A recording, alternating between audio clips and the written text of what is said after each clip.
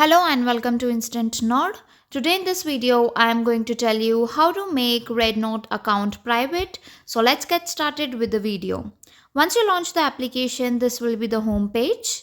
You need to click on three horizontal line at upper left corner.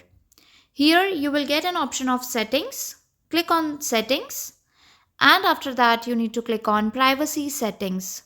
So basically you are going to get all the privacy option here for which you can make your account private.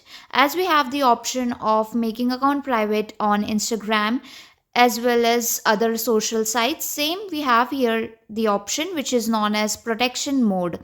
So once you enable, you are not going to receive any private comments, messages from anyone who is not following you. So just enable this protection mode. So once you have enabled it, that means you have made your RedNote account private. So this is how you can do that. If the tutorial was helpful, please like and subscribe.